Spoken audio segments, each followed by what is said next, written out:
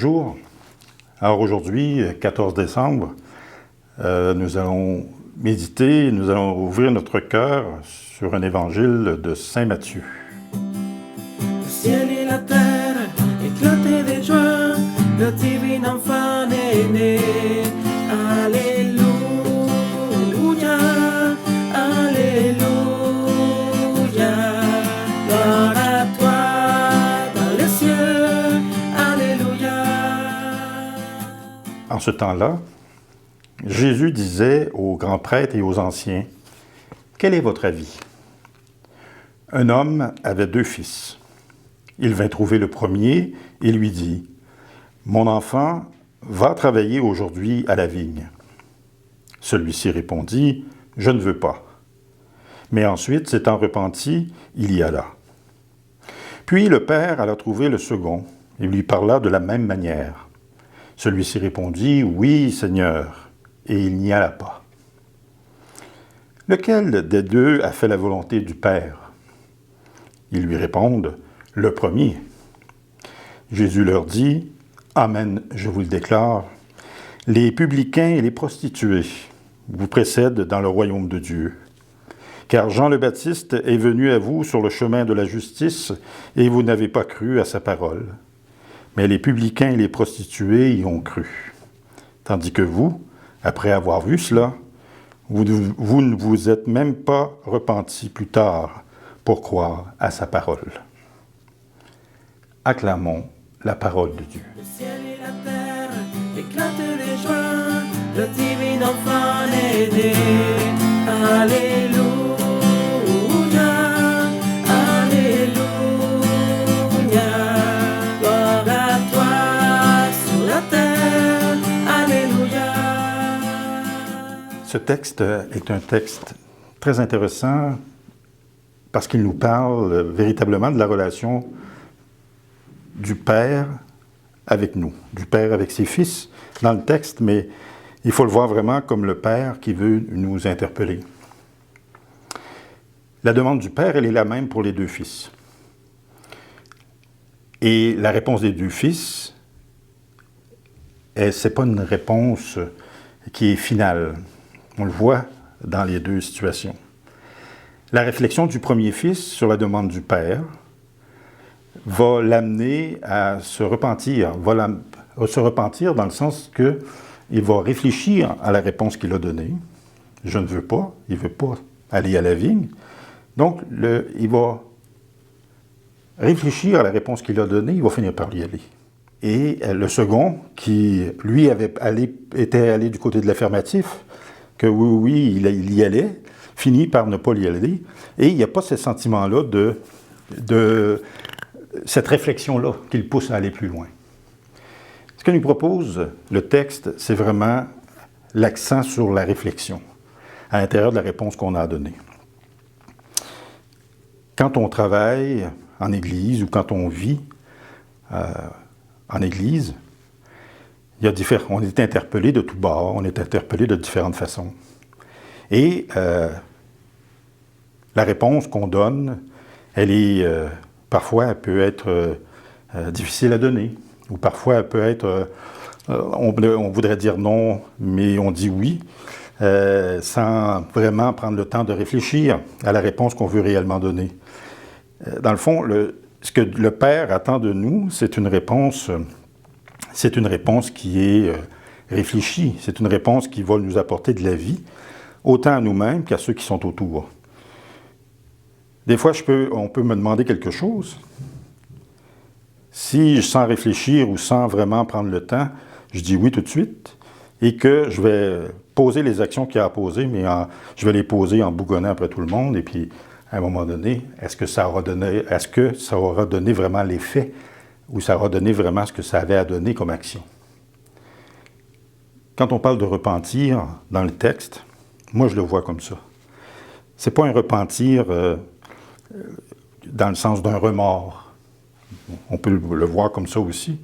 Mais moi, je le vois aussi comme dans un repentir, dans le sens où, quand on me demande, prendre le temps vraiment de réfléchir à tout ce qu'on a à faire, à tout ce qu'on a à produire, et de donner une réponse qui va être une réponse franche, honnête, et qui va me permettre d'être heureux et de rendre les autres heureux dans les actions qui vont être posées. Donc, Dieu ouvre les bras pour nous accueillir et nous faire vivre son amour. C'est un amour qui va passer par le pardon. Il est inutile de demander pardon au Père si ce pardon ne s'incarne pas dans l'humanité. Dieu n'est pas triste d'un manque de pardon envers lui. Il est Dieu. Dieu n'a pas besoin de l'être humain, que l'être humain se tourne vers lui pour lui demander pardon.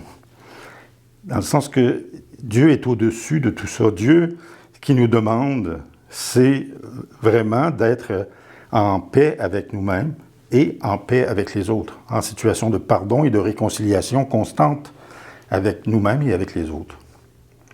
Ce qui rend triste Dieu, c'est de nous voir incapables de pardon entre nous. C'est de nous voir hésitants à un repentir qui referait les liens d'amour entre nous. Ce sont ces liens qui créent des liens avec Dieu. Ce que Jésus est venu nous apprendre, justement, c'est d'aimer Dieu comme on aime les autres, s'aimer soi-même pour être libre de mieux aimer Dieu et les autres.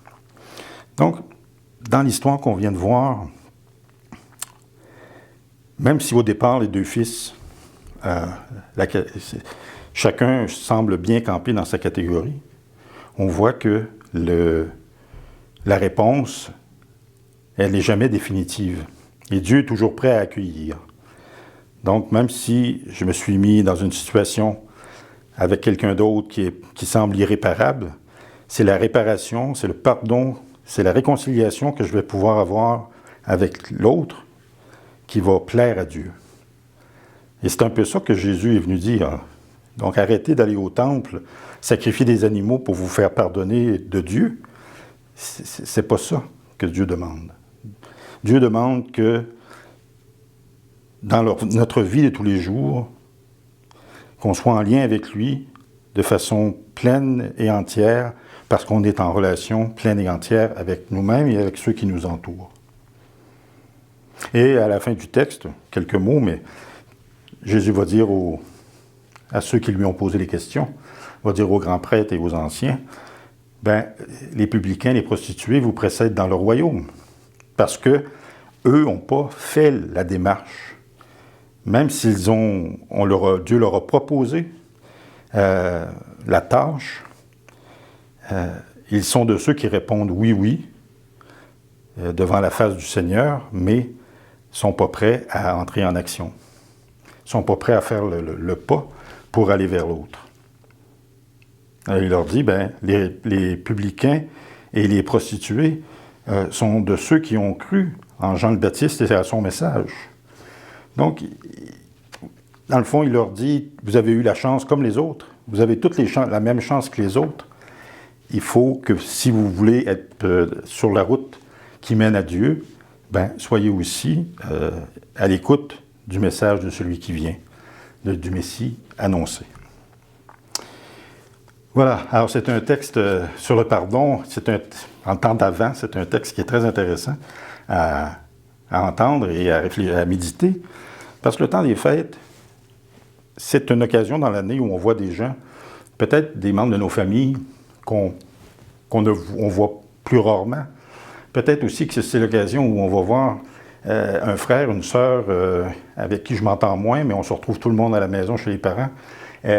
Et là, des fois, est-ce qu'on va passer un réveillon ou on va passer un repas des fêtes avec des frictions ou essayer de régler des vieux conflits, ou cette année, on va avoir réfléchi à notre affaire et on va être disposé à rencontrer l'autre pour que du pardon s'installe, pour que une nouvelle façon de faire, un nouveau départ se fasse avec ceux et celles avec qui on a besoin d'un nouveau départ.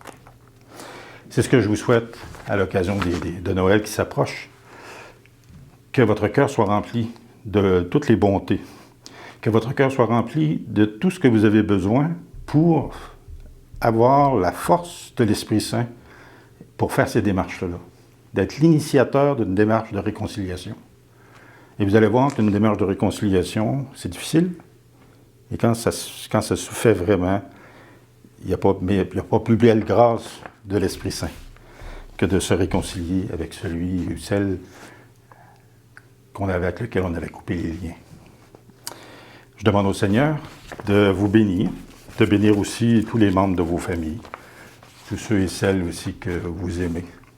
Au nom du Père, du Fils et du Saint-Esprit. Amen. À la prochaine.